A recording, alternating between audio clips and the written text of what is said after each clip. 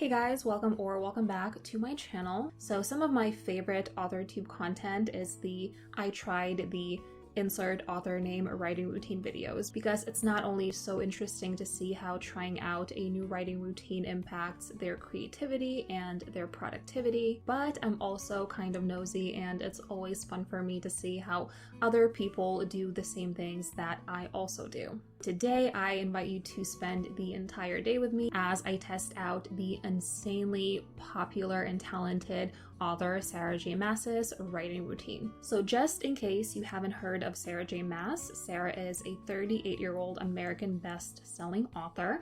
She was born in Manhattan, New York. She got her bachelor's degree at Hamilton College in New York, where she majored in creative writing. She has written some of the most widely known and beloved series, including Crescent City, A Court of Thorns and Roses, and Throne of Glass. Hulu is actually currently developing A Court of Thorns and Roses into a TV series, but according to a Variety article, while it is in development, it is not in active development, meaning that no actors have been cast and nothing has been filmed as of yet. Sarah began writing her first novel, Throne of Glass, when she was only 16 years old, and she initially started sharing chapters on a platform called fictionpress.com, which was essentially a website where you could upload your writing and receive feedback. Well, the feedback was pretty darn good because she ended up publishing Throne of Glass in 2012 at the age of 26. Sarah is married and has 2 children, a son named Taryn and a daughter named Sloane. She cites Buffy the Vampire Slayer and Sailor Moon as 2 of her biggest creative influences. To prepare for this video, I spent some time lurking on Sarah J. Maas's social media accounts. I watched a ton of her interviews. I read a whole bunch of articles online. Authors' writing routines change over time, so I decided to take the aspects of her writing routine that spoke to me and that I found interesting, and to blend them together for the purpose of this video. So without further ado, let's go ahead and test out Sarah J. Maas's writing routine. Sarah's typical breakfast consists of orange juice, water, and tea. She also mentioned eating 3 pieces of jerky bacon, which is very specific.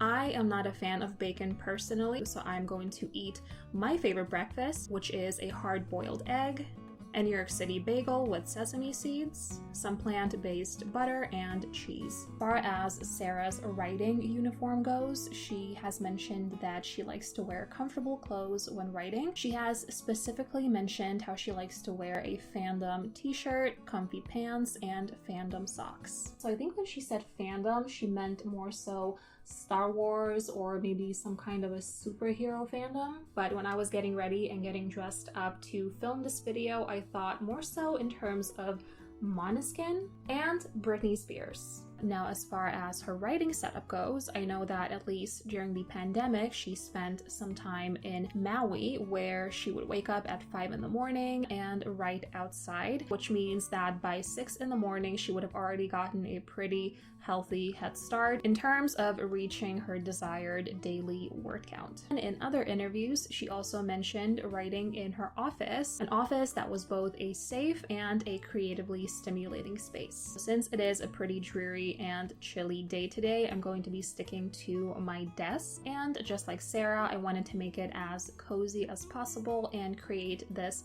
writing sanctuary for myself. So this is what I came up with. I've got my planner, I have my writing guides and my journals on hand, all of my trusty writing supplies like highlighters and pens. For my friend's birthday, we actually went to this place where you can make your own perfume. I made my own, which I called Book Nook, and I thought it'd be pretty fitting for me to have it on my desk today. I have some of my favorite mugs. If you by some small chance are into Turkish DZs, aka Turkish TV shows, then you probably know exactly who this man is. I have some seashells and stones that I brought back from various vacations. Sarah also mentioned that 2 of her favorite books are Sabriel by Garth Nix and The Hero and the Crown by Robin McKinley, and she also said that she likes to have inspirational quotes within her writing space, so I ended up pulling 4 quotes from these 2 books, and I put them up where I could see them once I begin to write. And last but not least, I have my comfy office chair and probably the softest blanket in existence. Sarah tends to begin her day with taking care of some admin tasks, which I think is very smart because it gets you in the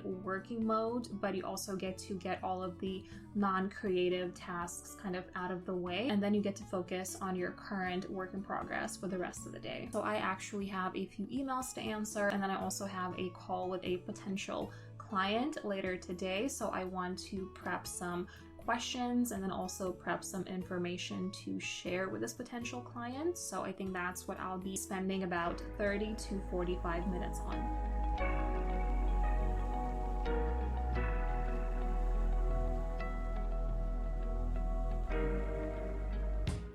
Now that all of my admin tasks are out of the way, we can dive into the meat and potatoes of this video, which is Sarah J. Maas's actual writing routine. According to my research, Sarah tends to write every day, unless she has gone on a writing vacation, which is basically a break from writing, which I think is a healthy approach because all of us need a break, even if it's from something that we truly love to do. Her goal is to write about 1,000 words a day, but in one of the interviews or one of the podcast episodes that I listened to, she did mention that she has managed to write 18,000 to 20,000 words in a day, which is pretty impressive. I think the most that I've done in a single day would have been maybe around 7,000 words, and I spent literally the entire day writing. It was like a full work day of just me sitting at a desk and typing my life away. Sarah mentioned that she is a pantser and she likes to write sort of as the ideas come to her, but she does plot when she needs to present outlines to agents and editors. She mentioned that she uses the good old Microsoft Word to write her novels, but whenever she gets an editorial letter from her editor, she prints it out, she writes notes by hand, and then she goes back to the actual document and makes changes. And that is exactly what I'm going to be doing today. I received feedback from my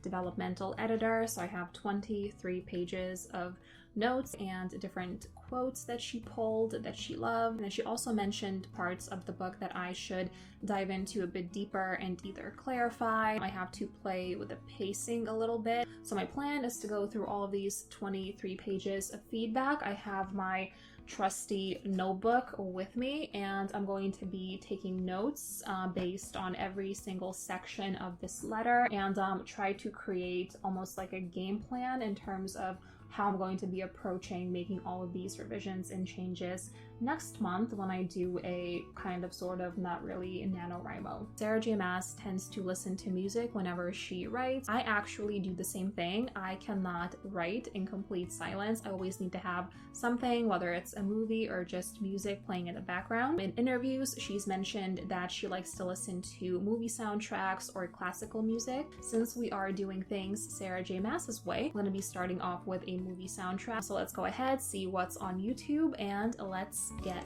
started.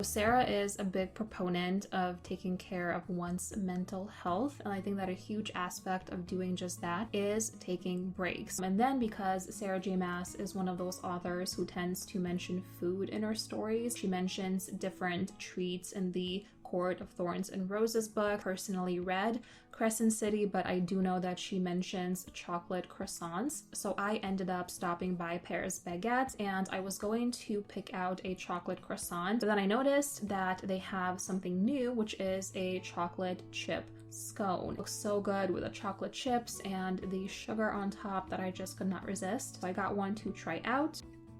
So the scone itself is not sweet at all, but then you have the chocolate chips and then you have the sugar on top, and it is just the perfect combination. The chocolate chip scone, such a good choice. If you have a Paris baguette next to you, definitely go see if they have it, and if they do, definitely try it. I've now moved from the desk to the couch for this next phase of Sarah J. Maas's writing routine. Something interesting that I learned as I was researching how exactly she writes is that Sarah is a bit of a discovery writer. Whenever she is writing and she gets stuck, or she sits down to write and she's not sure exactly where she wants to take the story, she takes out a journal and she, well, journals. She pretty much described this journaling as a stream of consciousness and free writing. She might be doing something like writing from a POV of one of her characters and writing like a diary entry, or she maybe is trying to solve an issue that she's not sure how to go about solving by simply writing down different kinds of scenarios and see what works. So I just spent a good amount of time going through my editor's feedback and writing down some notes, but one of the things that I am still trying to figure out how to fix is the pacing of my story. I mentioned in my previous video, the pace is pretty fast in the first 7 to 10 chapters of my book, and then once a big shift takes place and there is a change of setting, I did originally make some choices that just naturally slowed the pace down when it should still be pretty high. I think what I'll be doing is I'll be taking a page from Sarah J. Maas's book, no pun intended, and spending 20 to 30 minutes doing some discovery writing, just writing whatever comes to mind. With doing this, there is no pressure to be grammatically correct, to have nice penmanship. This is just to get the ideas flowing, work through any blocks that you have, and to potentially help you to find new approaches to moving the story forward and to fixing anything that needs to be fixed.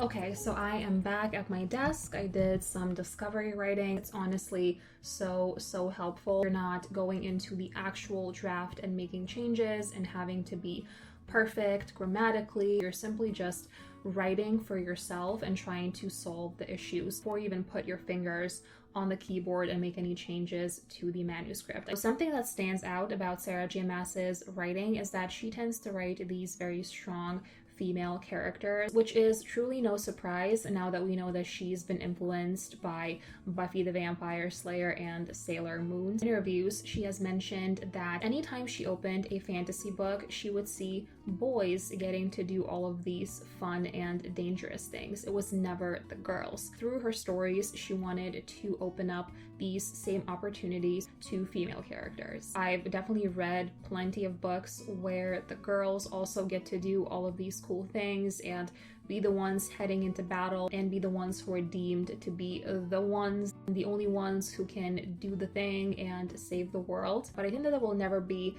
too many of those stories out there. My main female protagonist, definitely someone who starts off feeling weak and like she is not necessarily the one that people can rely on for anything, whether it's something mental or something physical. And then everything changes when she is sort of thrust into this completely different environment and she's given a task that she's not sure whether she is physically and even mentally prepared to take on. Speaking of physicality, a very fun tidbit that I discovered about Sarah J. Maas's writing is that anytime she is writing, especially if she's writing a fight scene or any scene that requires any sort of physical movement and having to describe very distinct facial expressions and body movements, what she does is she tends to practice using a mirror. I think I've done enough of planning and discovery writing, and now it's time for me to actually sit and make revisions to one of my chapters. It is a chapter where my protagonist is supposed to try fighting for the first time. I will not film myself practicing in the mirror because I don't think I want that footage to be on the internet, so I will keep that to myself. But I think I'll also be playing a few Buffy the Vampire Slayer episodes in the background just to kind of get myself and my protagonist in the danger is all around you and you have to be ready to throw punches mood.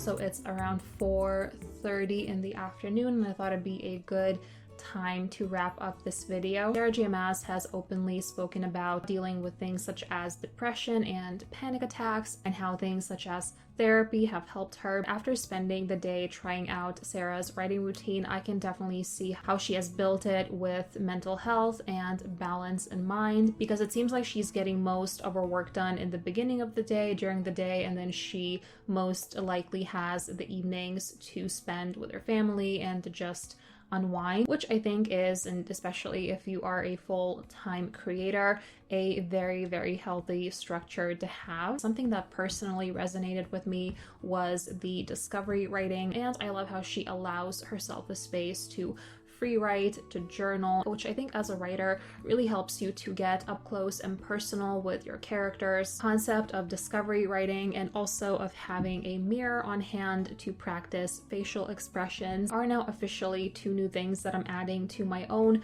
writing routine. Chocolate croissants / chocolate chip scones might be a pretty nice addition to my writing routine as well. So this was me trying out Sarah J. Maas's writing routine. I hope that you enjoyed this video, that you learned something about Sarah J. Maas that you perhaps did not know before, and if you're a writer, that you hopefully picked up some writing tips and tricks that you can incorporate into your own writing routines. Let me know which author's writing routine I should try out next. Subscribe for more writing, editing, and debut author journey videos, and I will see you in my next one. Bye!